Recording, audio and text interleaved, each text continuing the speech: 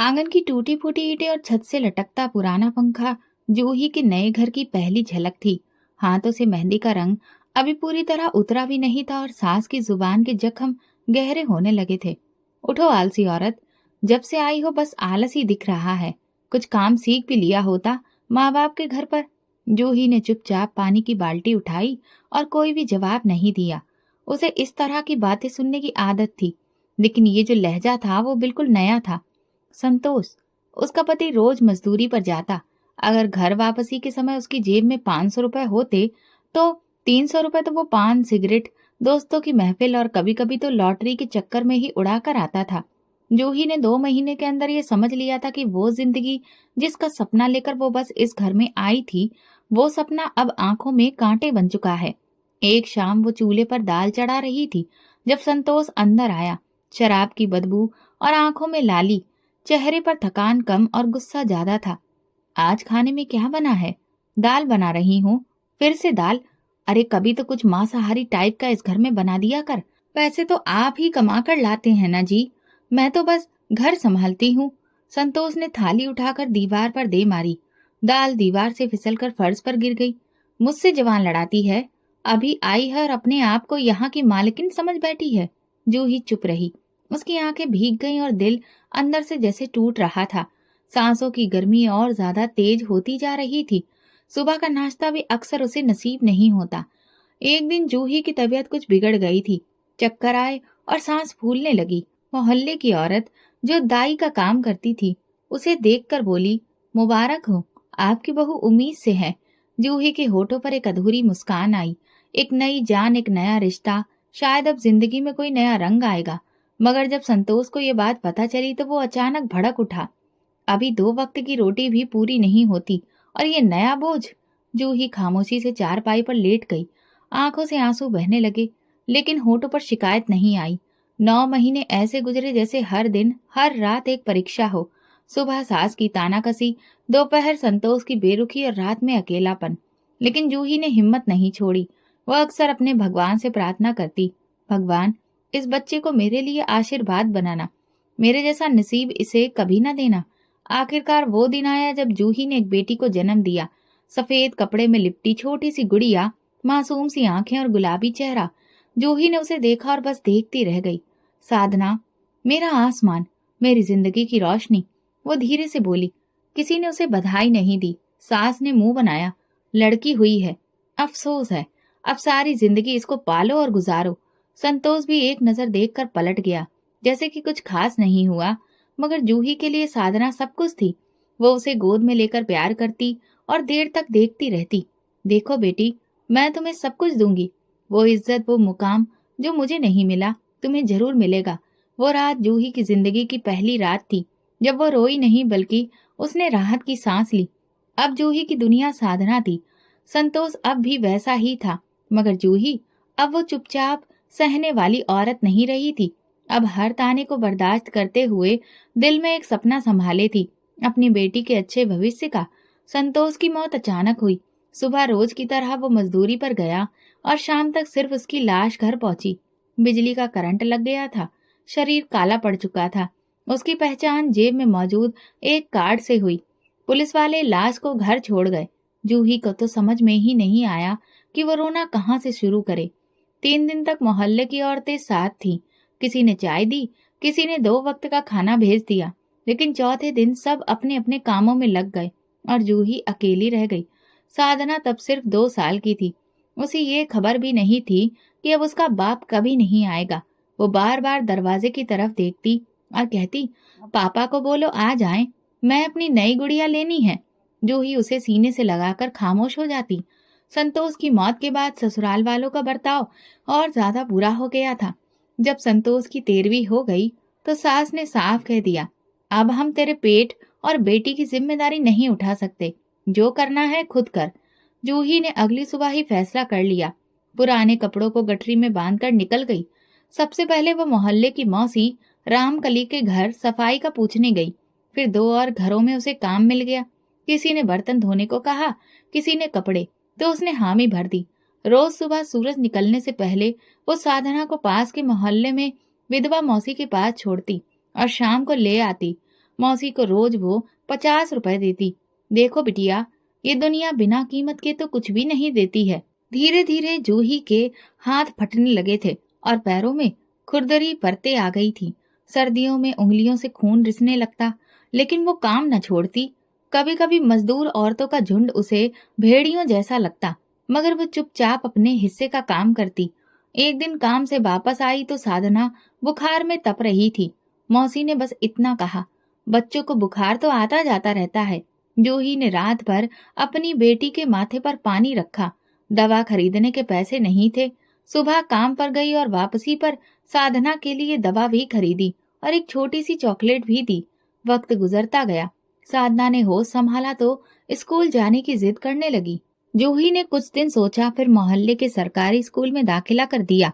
Fees कम थी, लेकिन uniform, किताबें और जूते का भी खर्च था। माँ, मेरे कपड़े साफ क्यों नहीं होते जैसे बाकी बच्चों के होते हैं?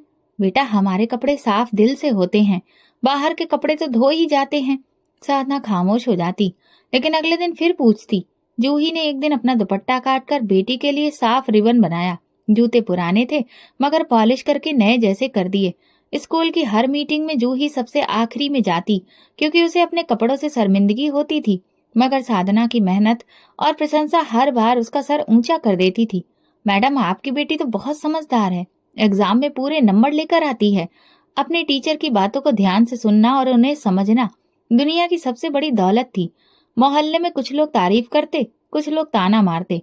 नौकरानी की बेटी क्या आसमान पर चढ़ेगी, जितना पढ़ लेगी आखिर में काम ही करेगी हमारे ही घरों में। जूही ऐसी बातों पर सिर्फ मुस्कुराती। वो जानती थी सपनों का वजन सिर्फ देखने वाला ही उठाता है। एक दिन साधना ने कहा, माँ, आप हर वक्त काम क्यों करती हैं? ताकि तुम एक दिन भी ये काम ना करो, बल्कि किसी ऑफिस में बैठी हो। साधना को अपनी माँ की बात शायद पूरी तरह से समझ नहीं आई, मगर वो अपनी कॉपी खोलकर पढ़ने लगी। जूही अब दोपहर के वक्त पर भी काम करती थी। बाजार के एक होटल में बर्तन धोने का काम पकड़ लिया था, जहां सिर्फ आदमी काम करते थे। कुछ ने आंख उठाकर देखा, कुछ ने तंज कसा, लेकिन जूही नजर झुकाकर बर्तन धोती रही।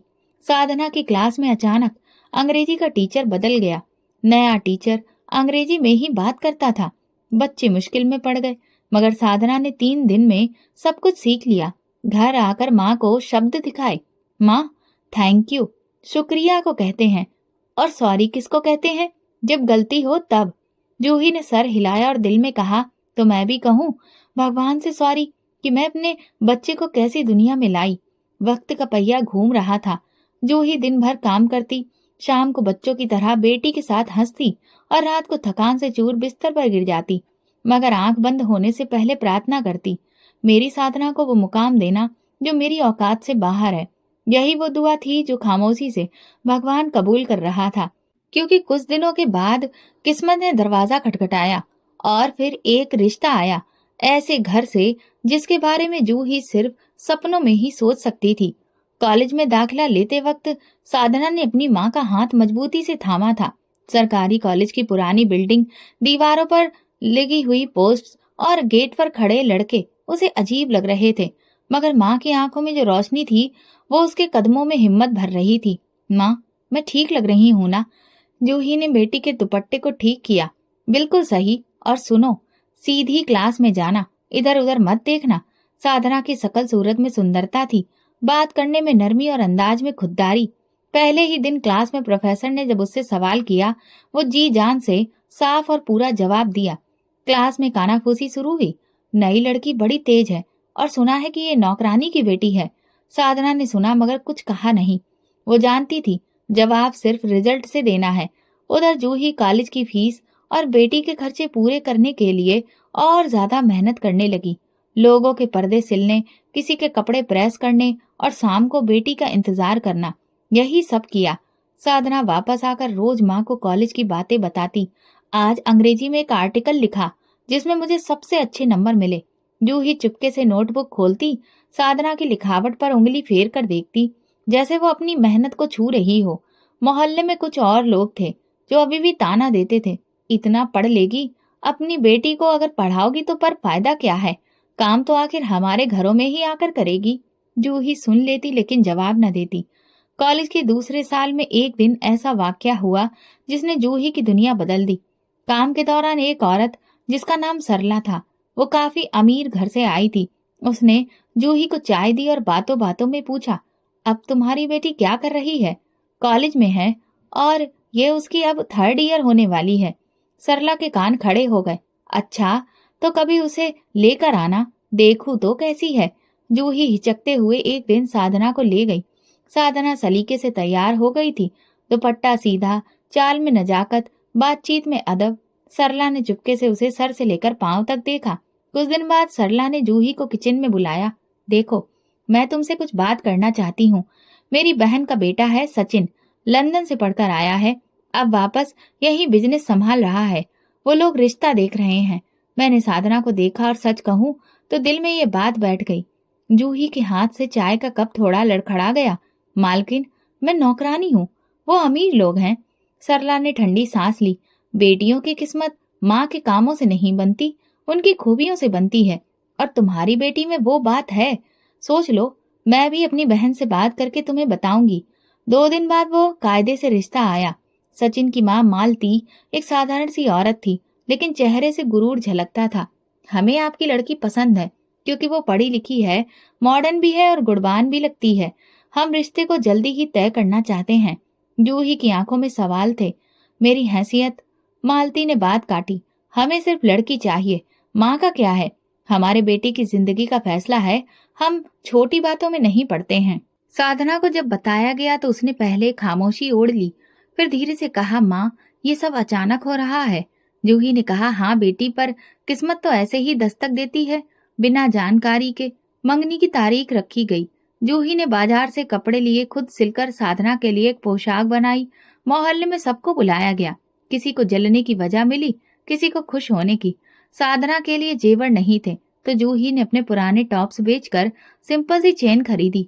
ये तुम्हारे माथे का चमकता सितारा बनेगा। मंगनी के दिन घर में चिराग नहीं था, मगर हर तरफ रोशनी थी। सचिन और उसके घरवाले आए। थोड़ी देर बैठे, फल, मिठाई, टॉफियां दी और फिर रस्म पूरी हुई। मोहल्ले की औरतों ने पीछे खड़े होकर कहा, देखा, नौकरानी की बेटी कहाँ पहुंच गई।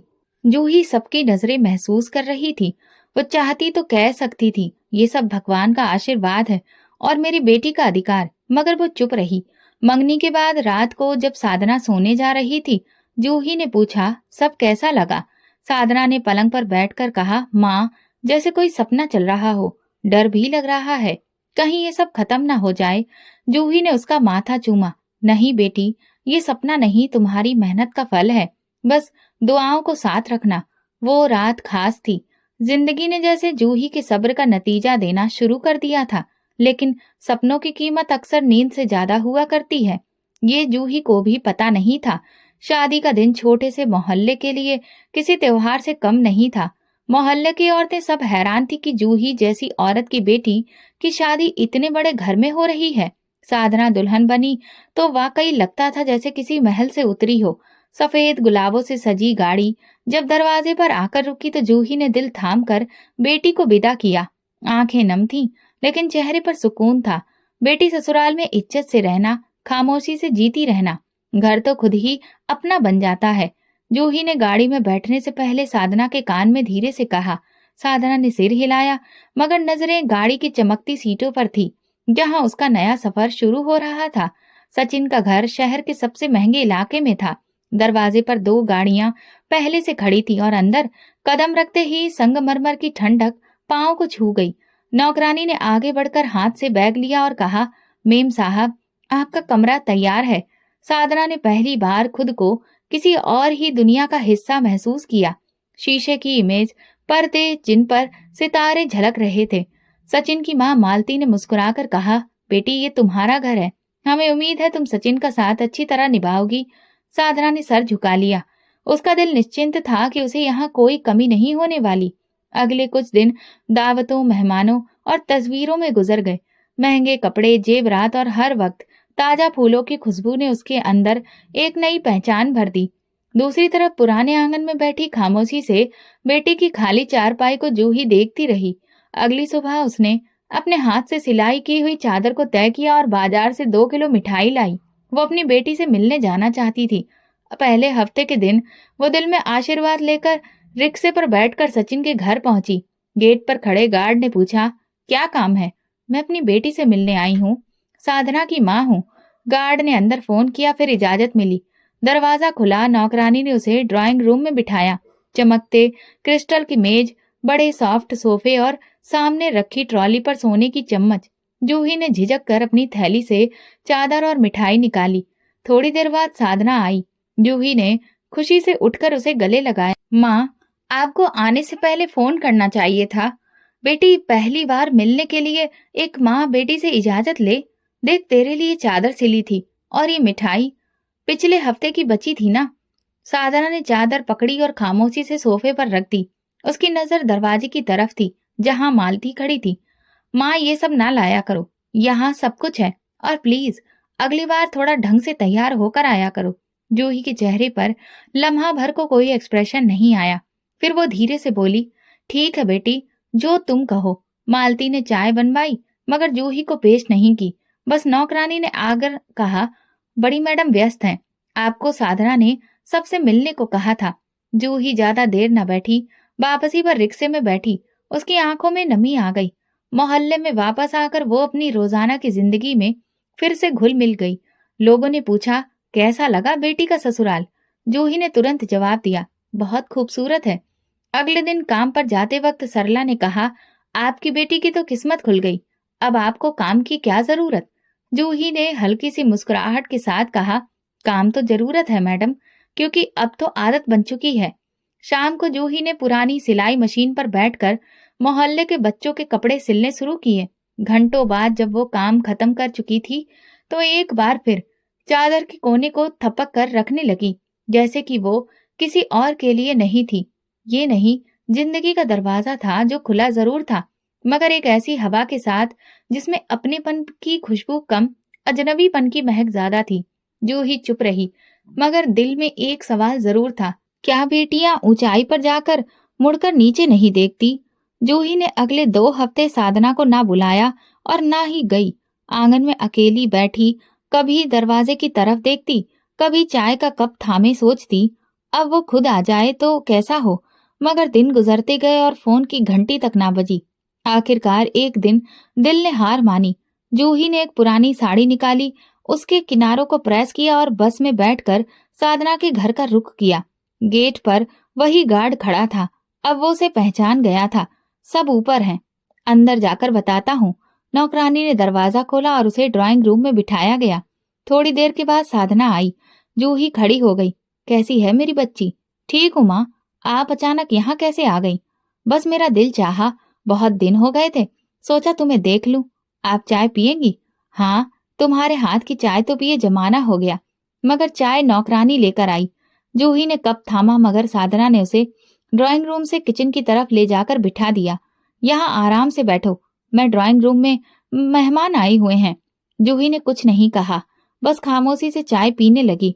साधना के चेहरे पर अजनबीपन था, बातों में जल्दबाजी। चाय खत्म हुई तो साधना ने कहा, आपके लिए रिक्शा बुला दूं? नहीं बेटा, मैं खुद चली जाऊंगी। जूही ने दरवाजे की तरफ कदम बढ़ाए और पीछे मुड़कर भी नहीं देखा। अगले दिन वो काम पर थी जब एक पड़ोसन ने कहा, साधना बड़ी खुशनसीब निकली, मगर तुम क्यों ऐसे कपड़ों में उसके घर जाती हो? कुछ अच्छा पहन लिया करो। जूही ने हल्की सी मुस्कान से जवाब दिया, मेरे पास जो है वही पहन सकती हूँ। कुछ दिनों बाद साधना का फोन आया, माँ, अगली बार आप आए तो मतलब थोड़ा सा साफ सुथरे कपड़े पहन कर आया करें, यहाँ आसपास के लोग होते हैं और आपको देखकर। अब बस, आगे आप खुद ही समझदार हैं। जूही ने हाथ में पकड़े कपड़े तय करके रख दिए। ठीक है बेटी, जैसा तुम कहो। उसी रात उसने अपनी पुरानी साड़ी निकाली और धोकर सूखने डाल दी। उसके फटे किनारों को उसने काट कर बराबर किया। उसके चेहरे पर कोई गहरा भाव ना था, बस जैसे कोई पुराना दर्द फिर से सिल रही हो। अगले हफ्ते जब साधना से मिलने गई तो सचिन भी घर में था। जूही किचन में चाय पी रही थी जब दरवाजे के पीछे से आवाज आई, साधना, तुम्हारी माँ का इस तरह बार बार आना अच्छा नहीं लगता। वो माँ है सचिन। माँ है तो क्या हुआ, लोग सवाल करते हैं। वो नौकरानी लगती है, इसलिए अपनी माँ को रोको। तुम्हारी इज्जत मेरी इज्जत है। जूही के हाथ कांपने लगे। चाय का कप कहाँ गया उसे याद नहीं रहा। वो दरवाजे से बाहर नहीं निकली, बस वहीं बैठ गई। कुछ देर बाद साधना आई और कहा, माँ आप चलिए, सचिन बाहर जा रहे हैं। जूही ने नजरें झुका ली। बेटी तुम खुश हो? साधना ने कोई जवाब नहीं दिया, बस दरवाजा खोल दिया। रिक्शे में बैठकर वापसी पर जूही ने अपनी साड़ी का पल्लू देखा, जिस पर अभी पुराने धागे झांक रहे थे। उसने वही कपड़े बार बार पहने थे। शायद कुछ और था ही नहीं, या शायद वो कुछ और पहनने की इच्छा छोड़ चुकी थी। उस दिन के बाद वो कई हफ्तों तक साधना के घर नहीं गई। किसी ने पूछा, साधना की सास ने कुछ कहा है क्या? जूही ने सिर्फ इतना कहा, बेटियां जब खुश हों तो माँ का काम सिर्फ आशीर्वाद देना होता है। मोहल्ले में साधना की नई जिंदगी की बातें होने लगी। कोई बोला, बड़ी तरक्की कर ली है, अब अपनी माँ को पहचानती भी नहीं होगी। जूही सब सुनती और चुप रहती। एक दिन बाजार से लौटते हुए जूही ने खुद से सवाल किया, क्या माँ सिर्फ इतनी ही रह जाती है, परछाई का एक दरवाजा जो कभी खटखटाया जाए, कभी नजरअंदाज कर दिया जाए? उसका जवाब उसके पास नहीं था, सिर्फ खामोशी थी। और शायद ये वही सबसे मजबूत जवाब था। जूही खुद को रोज के काम में व्यस्त रखती थी, जैसे वक्त को थामने की कोशिश कर रही हो। सुबह सवेरे कपड़े सिलने बैठ जाती और शाम को कुछ वक्त मंदिर के बाहर लंगर में गुजारती। मोहल्ले की एक विधवा औरत ने कहा, जूही अब तो आराम कर लिया करो, इतनी भाग दौड़ क्यों? जूही ने धीरे से कहा, जब दिल खाली हो तो हाथों को व्यस्त रखना ही बेहतर होता है। साधना को अब हफ्ते दर हफ्ते गुजर गए थे, लेकिन वो माँ की खबर नहीं लेती। कभी कभार फोन आता, मगर बात सिर्फ औपचारिकता में होती। माँ मैं अभी आउटिंग पर आई हूँ, बाद में बात करती हूँ। या माँ आजकल दिल में शॉपिंग पर निकल रही हूँ, वक्त नहीं मिलता। जूही सिर्फ इतना कहती, अच्छा बेटी खुश रहो। एक दिन मोहल्ले के बच्चे जूही के घर पर खेल रहे थे, तो एक बच्ची ने पूछा, मौसी आपकी बेटी कहाँ रहती है? जूही ने मुस्कुराकर जवाब दिया, बहुत दूर। बच्चियां खेलने में व्यस्त हो गईं। जूही की नजरें उनके चेहरों पर जमी रहीं। हर चेहरे में उसे कभी साधना की मासूमियत, कभी बचपन की मुस्कान नजर आती। मगर उसकी अपनी बेटी अब उसकी पहुंच से बाहर जा चुकी थी, जहां माँ की परछाई भी नहीं पहुंचती। उधर साधना की जिंदगी अब एक अलग दुनिया बन चुकी थी। सचिन के साथ ब्रांडेड कपड़ों की शॉपिंग, महंगे रेस्टोरेंट्स में तस्वीरें और सोशल मीडिया पर पोस्ट की जाने वाली नई जिंदगी, सब कुछ एक शो की तरह था, जिसमें सच्चाई कम और नुमाइश ज्यादा थी। Look at this bag, it's from Italy, वो अपने दोस्तों को दिखाती। और जब कोई पूछता, तुम्हारी माँ क्या करती है, तो वो बात बदल देती। बस इतना कहती, वो छोटे शहर में रहती हैं, पुरानी सोच की हैं। एक दिन सचिन ने मजाक में पूछा, तुम्हारी माँ अब आती क्यों नहीं? साधना ने कंधे उचकाकर कहा, क्या करें, थोड़ा एम्बैरेसिंग होता है। हाँ, लोग सवाल करते हैं, इसलिए बेहतर है कि वो ना आए। जूही को पता था कि साधना बदल चुकी है। एक दिन मोहल्ले की एक औरत ने कहा, जूही अब तुम्हारी बेटी बहुत खूबसूरत लगती है, हमने उसकी तस्वीरें सोशल मीडिया पर देखी हैं। जूही ने धीरे से जवाब दिया, हाँ, बाहर से सब कुछ चमकता है, अंदर का मुझे नहीं पता। उसी दिन शाम को जूही छत पर चली गई। आसमान में आधा चांद था और हवा में हल्की ठंडक। वो अपने पुराने स्टूल पर बैठ गई और चुपचाप आसमान को देखने लगी। फिर धीरे से आंखें बंद की और बोली, भगवान, मेरी परवरिश में कमी थी तो सजा मुझे देते, पर मेरी बेटी को गुरूर न देते। वो बहुत ऊंचा जा रही है, कहीं गिर न जाए। उसकी आंखों से आंसू निकले, मगर आवाज में नाराजगी नहीं थी। ये दिल से निकली प्रार्थना थी, किसी शिकायत के बिना, महज एक माँ की खामोशी। कुछ दिन बाद मंदिर के पुजारी जी ने जूही से पूछा, बेटी की कुछ खबर आती है? उसने मुस्कुराकर कहा, खबर आती है, खैरियत की कम, दूरियों की ज्यादा। मोहल्ले के बच्चों के स्कूल का फंक्शन था। सब बच्चे अपने माँ बाप के साथ आए। कोई माँ का हाथ पकड़े, कोई उन्हें गोद में उठाए। जूही अकेली दरवाजे पर खड़ी देखती रही। वो जानती थी, अगर साधना को वक्त होता तो बच्चों के साथ गुलाबी कपड़े पहनकर स्टेज पर चढ़ती, मगर वो वक्त पीछे रह गया था। वो अब किसी और दुनिया की लड़की बन चुकी थी, एक ऐसी दुनिया जहां जूही की सादा सी जिंदगी और खामोशी फिट नहीं बैठती थी। और जूही चुपचाप अपनी दुनिया में लौट चुकी थी, जहां दुआओं में आवाज नहीं होती, मगर असर जरूर होता है। वो दिसंबर की एक सर्द सुबह थी, जब जूही को बुखार ने घेरा।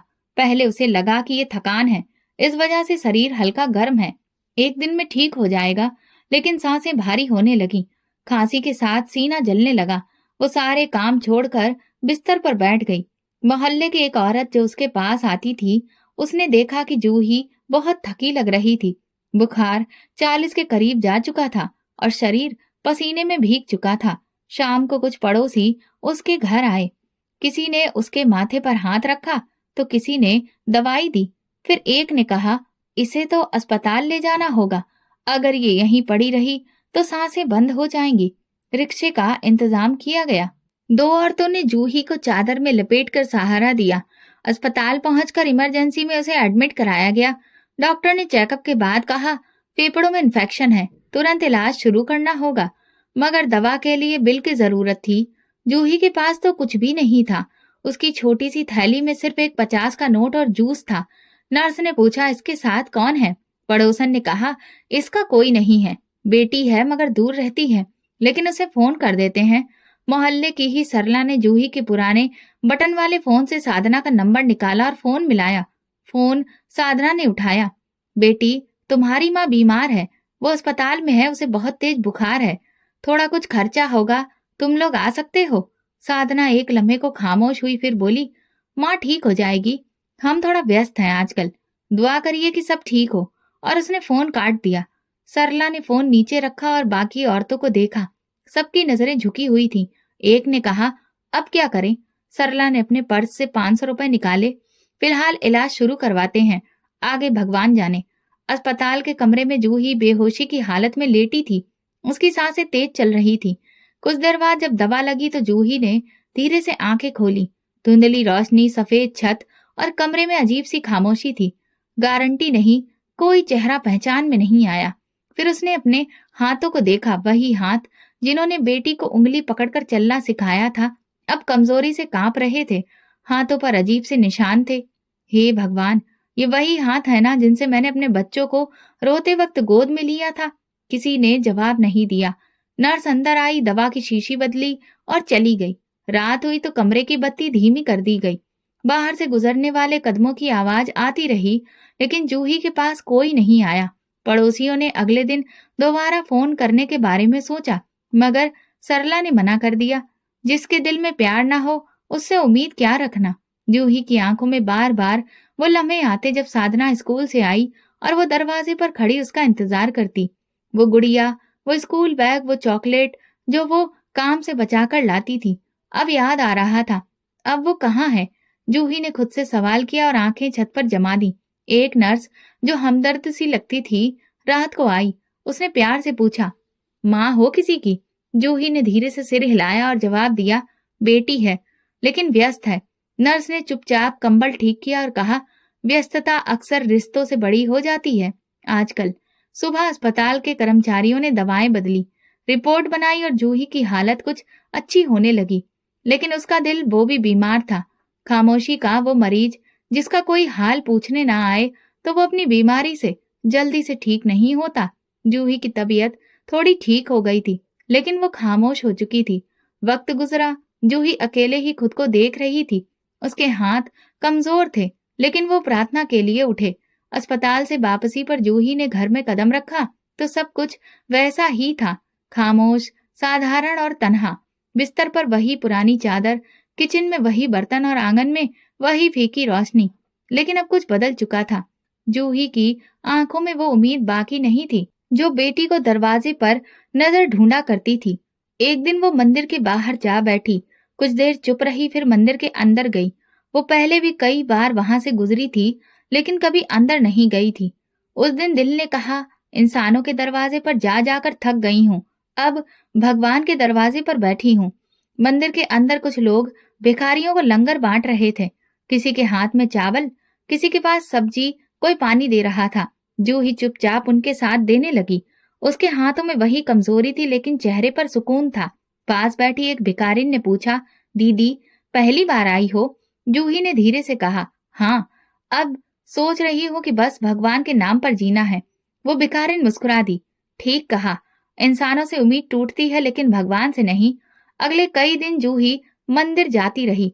कोई उसे दीदी कहता, कोई माँ जी कहता। कुछ दिन बाद लोग उससे राय लेने लगे, जैसे उसकी खामोशी में कोई दुआ छुपी हो। एक दिन मंदिर में लंगर बांटते हुए जूही की नजर एक औरत पर पड़ी। वो सबसे आखिरी कोने पर बैठी थी, चादर में लिपटी हुई, चेहरा पूरी तरह से ढका था, सिर्फ हाथ दिख रहे थे जो जले हुए लगते थे, और वो अजीब सी झिझक रही थी। जब उसकी बारी आई तो जूही ने चावल बढ़ाते हुए कहा, बेटी ये लो। औरत ने सिर झुकाकर हाथ आगे बढ़ाया, चावल ली और बिना कुछ कहे पलट गई। जूही ने पीछे से देखा, वो भिखारिन बाकी सबसे अलग थी, न मांगती थी न नजर उठाती थी, बस चुपचाप आती, रोटी लेती और गायब हो जाती। अगले दिन जूही जल्दी पहुंची और लंगर में सबसे पहले उस औरत के लिए अलग से थोड़ा मीठा रखा। जब भिखारिन आई तो जूही ने चावलों के साथ एक छोटा सा मीठा लड्डू भी रख दिया और कहा, ये खास तुम्हारे लिए रखा था। औरत ने पलट कर नहीं देखा, मगर हाथ कांपे और फिर जैसे आंखों से आंसू टपकने ही वाले हों, उसने चादर के अंदर चेहरा नीचे कर लिया। जूही ने एक लम्हे को रुककर खुद से कहा, ना जाने क्यों उसे देखकर दिल बेचैन सा हो जाता है, जैसे कि कोई अपना हो जो बहुत दूर हो गया हो। उस दिन के बाद वो भिखारिन रोज आने लगी और जूही रोज उसके लिए कुछ अलग रखती। कभी जो भी बना हो थोड़ा ज्यादा, तो कभी मीठा, कभी बस आशीर्वाद। लेकिन वो औरत कभी बोलती नहीं थी, सिर्फ नजरें झुकाकर सब ले जाती। एक दिन जब सब लंगर बांट चुके थे और भिखारी चले गए तो जूही कुछ देर वहीं बैठी रही। उसके पास बैठे एक भिखारी ने कहा, वो जो नकाब वाली है ना, वो नई है, पिछले कुछ हफ्तों से आ रही है, बोलती नहीं पर रोज आती है। जूही ने पूछा, कभी बताया उसने कि कहाँ से आई है? भिखारी ने सिर हिलाया, नहीं कुछ नहीं बताया, बस आती है, रोटी लेती और गायब हो जाती है। जूही उस रात देर तक जागी, बार बार वही भिखारिन उसके मन में आती रही, उसके झुके कंधे, पर्दे में छुपा चेहरा। उसे लगा जैसे वो आंखें वो पहले भी देख चुकी है, कहीं किसी और जिंदगी में। अगले दिन वो मंदिर पहुंची तो वो भिखारिन पहले से बैठी थी। जूही ने चुपचाप उसके पास जाकर बैठने की कोशिश की, मगर वो औरत थोड़ा दूरी पर हो गई। जूही ने मुस्कुराकर कहा, मैं तुम्हें कुछ कहना चाहती हूँ, अगर तुम सुनना चाहो। औरत ने कोई जवाब नहीं दिया, बस सिर झुकाए रही। जूही ने बस इतना कहा, अगर कभी दिल करे तो आकर बैठ जाना मेरे पास, खामोशी भी बहुत कुछ कह जाती है, तुम बस सुन लेना उसे। भिखारिन ने धीरे से चावल का डिब्बा उठाया और खामोशी से मंदिर के दरवाजे से बाहर निकल गई। वो कभी जूही से आंखें नहीं मिलाती थी, हमेशा सिर नीचा रखती थी। जूही ने नजरें नीचे करके कहा, ये खामोशी कुछ कहती है पर समझ नहीं आती। दिल के किसी कोने में हलचल थी, जैसे कोई पहचान सदियों बाद सामने आ रही हो। वो नहीं जानती थी कि आने वाले दिनों में ये खामोशी एक ऐसा तूफान बन जाएगी जो सब कुछ बदल देगी। मंदिर में रोजाना की तरह चावल बनते जा रहे थे। जूही हमेशा की तरह सबसे आखिर में बैठी रहती ताकि उसे भिखारिन के आने पर नजर रख सके। वो चादर में लिपटी खामोश औरत हर दिन एक ही अंदाज में आती, झुकी हुई गर्दन, खामोश कदम, कांपते हाथ। उस दिन जूही ने जब चावल परोसे तो भिखारिन की आंखें एक लम्हे को उठी। पर्दे के पीछे से वो नजर मिली और जूही चौंक गई। वो आंखें कहीं देखी हुई थी, किसी बहुत पुराने पल में। जूही ने दिल में सोचा, मैंने ये आंखें कहाँ देखी हैं। इसके बाद वो सारा दिन बेचैन रही। उसने रात का खाना भी नहीं खाया और कुछ पुराने एल्बम निकाले, साधना के बचपन की तस्वीरें, कॉलेज की, मंगनी के दिन की। जूही बार बार उन तस्वीरों को देखती रही, वही आंखें, वही गर्व, वही उदासी। अगले दिन उसने फैसला किया कि वो अपनी बेटी से मिलने जाएगी। सालों गुजर चुके थे, उसकी कोई खबर नहीं थी। वो खुद चली गई उस इलाके में जहां साधना का ससुराल था। गेट वही था, पुरानी रौनक की जगह धूल थी और लॉन में कोई फूल नहीं था। दरवाजा खटखटाया तो एक अजनबी नौकर बाहर आया। जूही ने पूछा, ये सचिन साहब का घर है ना? नौकर ने सिर हिलाया, पहले था, अब तो 2 साल हो गए। बोलो, वो लोग यहाँ से जा चुके हैं, कहते हैं देश से बाहर शिफ्ट हो गए हैं। जूही ने सुना तो जैसे जमीन हिल गई। बेटी भी चली गई। नौकर ने कंधे उचकाते हुए कहा, सभी चले गए, अब यहाँ कोई नहीं रहता। जूही वापस लौटी तो उसके कदम भारी हो चुके थे। दिल के अंदर कोई दरवाजा खुल रहा था और उसके पीछे एक मनहूस सन्नाटा फैला था। तीसरे दिन धूप तेज थी, लेकिन हवा भी तेज थी और धूल उड़ रही थी। जूही आज जल्दी आई थी, शायद बेचैनी कुछ ज्यादा थी। भिखारिन आई तो तेज हवा ने उसकी चादर एक लम्हे को उड़ा दी। जूही ने फौरन देखा और दंग रह गई। उस चादर के एक कोने पर पुरानी कढ़ाई दिखी जो उसने खुद साधना के दहेज के लिए बनाई थी। सुर्ख और सुनहरे धागे से कड़ा हुआ वही गुलाब जिसकी पत्तियों के बीच उसने साधना का पहला नाम छाप कर काढ़ा था। जूही के हाथ से चावल की थाली नीचे गिर गई। भिखारिन ने अपना पर्दा ठीक किया और पीछे हटने लगी। जूही ने धीरे धीरे कदमों से उसके पास जाकर कहा, बेटी तुम कौन हो? बेकारिन ने कोई जवाब नहीं दिया, बस खड़ी रही, जैसे जमीन से जुड़ी और जुबान बंद हो। उसने दोबारा पूछा, मेरा नाम जूही है, तुम मुझे पहचानती हो ना? बेकारिन ने सिर्फ आंखें बंद की और एक आंसू टपका। वो आंसू चेहरे के जले हुए हिस्से पर बहा और जूही की खामोशी चीख में बदल गई। अंदर वो कुछ बोलना चाहती थी, लेकिन शब्द गले में अटक गए। कदम पीछे हटे और वो देर तक बस भिखारिन को देखती रही, जो अब धीरे धीरे दरवाजे की तरफ बढ़ रही थी। अगले दिन जूही दोबारा मंदिर गई, लेकिन भिखारिन नहीं आई। वो सारा दिन बैठी रही, चावल बनते रहे, नजर दौड़ती रही, लेकिन वो चादर, वो पर्दा, वो झुकी गर्दन कहीं नजर नहीं आए। रात को जूही छत पर बैठी, उसने आसमान को देखा और दिल में सोचा, भगवान, अगर वो मेरी साधना है तो मुझे हिम्मत देना सच्चाई सुनने की, और अगर नहीं है तो मुझे वो सुकून दे जो मैं बरसों से ढूंढ रही हूँ। दिल के अंदर कोई दरवाजा बंद नहीं था, सिर्फ खामोशी थी, एक ऐसी खामोशी जिसका चेहरा अब जाना पहचाना लगता था। और अगली सुबह वो फैसला कर चुकी थी, अब सवाल नहीं करेगी, सिर्फ उसके पास जाएगी, क्योंकि माँ की फितरत सवाल नहीं, बस पहचान होती है। और जूही पहचान चुकी थी। मंदिर में वही सन्नाटा था जो पिछले कुछ दिनों से जूही की आदत में आ गया था। लंगर खत्म होने के पास था। उसने आज कोई काम नहीं किया, सिर्फ भिखारिन के इंतजार में बैठी रही। उसने सोच रखा था, आज सवाल नहीं होगा, सिर्फ सच जाना जाएगा। और फिर वो आई, वही चादर, वही नकाब, वही खामोश कदम। जूही ने धीरे से आगे बढ़कर चावल का कटोरा उसके हाथ में दिया। दोनों के हाथ एक पल को छुए और वो लम्हा जैसे सदियों में बदल गया। जूही ने नजरें झुकाए भिखारिन से कहा, मेरी बेटी जैसी लगती हो तुम। क्या तुम साधना हो? भिखारिन के हाथ कांपने लगे। कटोरे से कुछ चावल नीचे गिर गए। वो पल भर को सदमे में खड़ी रही, फिर पर्दे के पीछे से आंखें जूही की तरफ उठी, और वो आंखें नम थीं, हिलती हुई, लेकिन जुबान से कोई शब्द नहीं निकला। फिर बहुत धीरे से उसने नरमी से सिर हिला दिया। जूही की सांस जैसे रुक गई। तो तुम ही हो मेरी साधना। अब कोई इनकार नहीं था। साधना ने धीरे से पर्दा थोड़ा सा हटाया। चेहरे पर जले निशान थे, आंखों के नीचे हल्के गहरे घेरे थे, होंठ सूखे और सफेद। लेकिन जूही को वही बेटी नजर आई जो बरसों पहले दुपट्टे में लिपटी उसके गले लगकर स्कूल की पहली रिपोर्ट कार्ड लाई थी। जूही ने कदम आगे बढ़ाया। क्यों बेटी, क्या हुआ तुम्हें? साधना की आवाज टूटी हुई निकली। माँ, सचिन ने मुझे तलाक दे दिया। एक दिन कहा, तुम मेरे स्टैंडर्ड की नहीं हो। बाहर की दुनिया दिखाकर अंदर की दुनिया उजाड़ दी। जूही खामोश खड़ी रही, आंखों में हैरत, दिल में जख्म। साधना ने जमीन पर बैठते हुए कहा, ससुराल वालों ने दरवाजा बंद कर दिया। मैं रो रो कर मिन्नतें करती रही, लेकिन उन्होंने कहा, अब तुम हमारे बेटी की इज्जत के काबिल नहीं। दोस्तों को फोन किया, सबने ब्लॉक कर दिया। कोई वापस देखने तक नहीं आया। जिनको मैं समझती थी कि मेरे साथ हैं, वे सब लोग तमाशा ही निकले। जूही खामोश सुनती रही। चेहरे पर सन्नाटा था, लेकिन आंखों में नमी आने लगी। साधना ने सिसकते हुए कहा, मैंने आपको नजरअंदाज किया, आपको शर्मिंदा किया। मुझे लगा मैं बहुत ऊंची जगह पर हूँ, लेकिन वक्त ने मुझे वहीं पर लाकर खड़ा किया जहाँ कभी आपको देखा था। जूही अभी कुछ नहीं बोली। साधना ने अपनी फटी हुई चादर को संभाला और कहा, माँ, आपने कहा था घमंड मत करना, मैंने किया। आपने कहा था माँ का आशीर्वाद ही असली दौलत है, मैंने उस आशीर्वाद को छोड़ दिया। जूही की कमर झुक गई। वो आगे बढ़ी और अपनी बेटी के चेहरे को हाथ से छुआ। ये निशान कैसे आया? मैं काम ढूंढने की कोशिश कर रही थी, किचन में काम मिला, वहां पर सिलेंडर फट गया, कोई भी लेने नहीं आया, अस्पताल से भी निकाल दिया गया। जूही ने अपने माथे को उसके माथे से लगा दिया। दोनों की आंखों से आंसू बहने लगे। कुछ पल की खामोशी के बाद जूही की आवाज सुनाई दी, भगवान ने तुम्हें आज वही मुकाम दिखाया जहां तुमने मुझे खड़ा किया था साधना। साधना ने कांपते होठों से कहा, माँ, मुझे माफ कर दो, मैं बहुत थक गई हूँ। जूही ने उसे अपने सीने से लगा लिया। बेटी, जब बच्चा राह भटक जाए तो माँ दरवाजा बंद नहीं करती। मंदिर में बैठे दूसरे लोग चुपचाप ये नजारा देख रहे थे।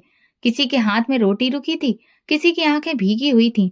जूही ने चादर निकालकर अपनी बेटी के सिर पर डाली। अब चलो मेरे साथ। मेरा घर कोई महल नहीं, पर एक कमरा है जिसमें माँ का आशीर्वाद अभी भी तेरे नाम पर ही है। साधना ने सिर हिला दिया और चुपचाप माँ के पीछे चल दी। बरसों बाद जूही के कदमों में सुकून था, वो सुकून जो सच्चाई के साथ खड़े होने से आता है और उस दिन मंदिर में सिर्फ लंगर नहीं बटा, एक माँ ने अपनी बेटी को माफ किया, एक बेटी ने खुद को पहचाना। जूही के घर की दहलीज पर एक बार फिर 2 कदम आए थे, पर इस बार न किसी शादी के ढोल थे, न मेहमानों की भीड़, न महंगी गाड़ी। जूही ने दरवाजा खोला तो साधना चुपचाप खड़ी थी। पर्दा चेहरे से हटा नहीं था, लेकिन आंखें सब कह रही थीं। जूही ने कदम पीछे नहीं हटाए, वो सामने आई, बेटी का चेहरा दोनों हाथों में लिया, फिर उसे अपने सीने से लगा लिया। दोनों फूट फूट कर रो पड़ी। वे रो नहीं रही थी, बरसों का बोझ उतार रही थी। जूही की आगोश अभी भी वही थी, गरम, मजबूत और बिना शर्त की। साधना जमीन पर बैठ गई, जूही के कदमों को हाथों में लिया और आंखें बंद करके माथे से लगाया। माँ, मुझे माफ कर दो, मैं कुछ भी नहीं रही। जूही ने कहा, बेटी, जब माँ की गोद खुलती है तो गुनाह भी पिघल जाते हैं। मोहल्ले की गलियों में हलचल मच गई। 2 औरतों ने देखा कि जूही की बेटी वापस आई है, और वो भी पुराने कपड़ों में, नकाब में, जैसे कोई अजनबी हो। ये वही साधना है ना, अमीर घर में ब्याही गई थी। हाँ, लगता है तलाक हो गया। शकल तो देखो, पहचान में भी नहीं आती। किसी ने ताना दिया, किसी ने अफसोस से सिर हिलाया, मगर जूही ने किसी भी बात का जवाब नहीं दिया। उसके लिए सिर्फ एक बात जरूरी थी, उसकी बेटी लौट आई है। साधना ने घर का पुराना कमरा देखा, दीवारें वही थी, पर्दे वही, और कोने में रखी वही चीजें। फर्क बस इतना था कि वो पहली बार उन चीजों को ध्यान से देख रही थी। उसने माँ का हाथ पकड़कर पूछा, यही चादर थी ना जो आपने मेरे लिए सिलवाई थी? जूही ने सिर हिलाया। तब समझ नहीं आया था माँ, आपकी हर चीज कितनी कीमती है। रात को जूही ने साधना के लिए खुद बिस्तर बिछाया, चाय बनाई और कहा, बेटी खाना खा लो, कमजोर लग रही हो। साधना ने सिर्फ पानी पिया और कहा, माँ, मैं अब कुछ दिन सिर्फ सुकून चाहती हूँ। खामोशी का वक्त, रात गए जब सारा मोहल्ला सो चुका था। साधना भगवान से प्रार्थना करने लगी, आंखों से आंसू बहने लगे। उसने भगवान से कहा, मैंने जिस माँ को शर्मिंदा कर चुकी, आज मैं उसके ही कदमों में वापस हूँ। अब कोई गुरूर नहीं, अब सिर्फ सेवा है। जिस माँ ने मुझे बनाया, अब मैं उसके कदमों में जीना चाहती हूँ। उसकी आवाज नम थी, लेकिन दुआ आसमान तक पहुंच रही थी। सुबह जूही ने साधना को आंगन में बैठे पूजा करते देखा। वो मुस्कुरा दी। बरसों बाद उसे घर में ये नजारा लौटा था। मोहल्ले की औरतें आईं, कुछ ने हमदर्दी की, कुछ ने खाना दिया, कुछ ने ताने मारे। भगवान बचाए बेटी को, इज्जत दी थी उसने। पलटकर माँ को तकलीफ दी। हाँ, मगर माँ तो माँ होती है, माफ कर ही देती है। जूही ने सब सुनकर भी कुछ नहीं कहा, बस अपनी बेटी के सिर पर हाथ रखा और कहा, जो लोग गिरते हैं वही सीखते हैं, और सिखाने वाला दोबारा नहीं गिरता। दोपहर में साधना ने जूही के हाथ से सिलाई मशीन ली और कहा, मुझे सिखाइए, आप कैसे इतने साल से कपड़े सिलती रही? जूही ने हैरानी से पूछा, तुम सीखोगी? हाँ माँ, अब जिंदगी का हर धागा जोड़ना है, तोड़ना नहीं है। अगले कुछ दिनों में साधना ने खुद को हर काम में व्यस्त कर लिया, सफाई, सिलाई और मोहल्ले के बच्चों को पढ़ाना। उसकी आंखों में अब घमंड नहीं था। मोहल्ले के एक औरत ने जब ये देखा तो कहा, जूही, यही तो असली परवरिश है। माँ ने जो बोया वही लौट आया। जूही ने चुपके से कहा, परवरिश थी पर गुरूर की धूप में सूख गई थी। भगवान ने बारिश दी है, दिल नरम हो गए हैं। रात को साधना ने जूही के पास आकर कहा, माँ, क्या मैं फिर से आपकी बेटी कहला सकती हूँ? जूही ने उसका चेहरा छूकर कहा, तुम तो मेरी बेटी हमेशा से थी, बस तुमने खुद को मुझसे दूर कर दिया था। वो लम्हा एक बंद दरवाजे के खुलने के जैसा था, जहाँ सिर्फ खामोशी बोलती थी। अब वहाँ माफी और ममता की रोशनी फैलने लगी।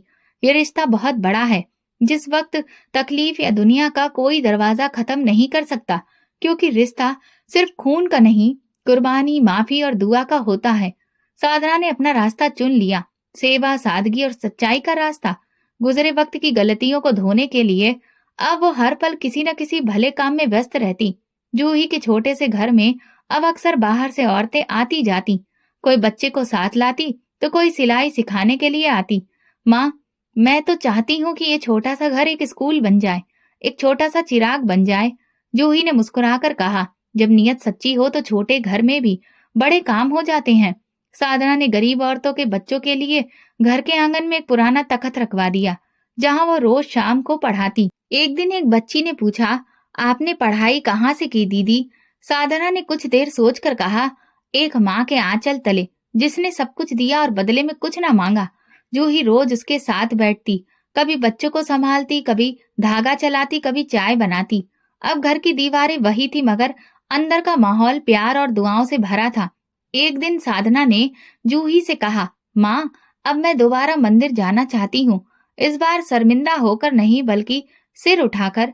जूही ने जवाब दिया, पहले भी सिर झुकाने का मकसद गुरूर नहीं था। वही झुका हुआ सिर अब इज्जत का निशान बनेगा। दोनों माँ बेटी मंदिर पहुंची, वही जगह जहाँ कभी साधना चादर में लिपटी चुपचाप आई थी। अब वो सबसे पहली कतार में बैठी थी और फिर लंगर बांटना शुरू किया। वो एक हाथ में चावल रखते वक्त हर चेहरे को ध्यान से देखती और खामोशी से दिल में प्रार्थना करती, भगवान, इनके चेहरे पर कभी गुरूर न आने देना। कुछ पुराने भिखारियों ने पहचान लिया मगर किसी ने कुछ न कहा, बस हाथ जोड़कर दुआ दी। दीदी, आज आपके चेहरे पर चमक है, वो चमक जो भगवान के आगे झुकने से आती है। जूही थोड़ा दूर बैठी देख रही थी। उसकी आंखों में सुकून था, चेहरे पर शुक्र और दिल में इत्मीनान। जब लंगर खत्म हुआ, सब लोग जा चुके थे, तो जूही ने भगवान से कहा, आपने मेरी बेटी को मुझसे छीनकर वापस मेरी गोद में डाल दिया। सिर्फ माँ की गोद ही वो जगह है जहाँ इंसान सच्ची माफी मांगता है। साधना ने पीछे से आकर अपनी माँ का हाथ थाम लिया। माँ, मैं अब कभी दूर नहीं जाऊंगी। इस कहानी से हम ये सबक लेते हैं कि माँ की दुआ कभी बेकार नहीं जाती और गुरूर जितना भी ऊंचा जाए, अंजाम उतना ही नीचा होता है। असली इज्जत दुनिया की नहीं, माँ के कदमों की होती है। तो दोस्तों, अगर आपको हमारी कहानी पसंद आई हो तो कमेंट करके जरूर बताएं। वीडियो को लाइक करें और ज्यादा से ज्यादा शेयर करें। अगर आप चैनल पर नए हैं तो सब्सक्राइब जरूर करें और नोटिफिकेशन बेल दबाएं ताकि अगली अपडेट सबसे पहले आपको मिले। धन्यवाद।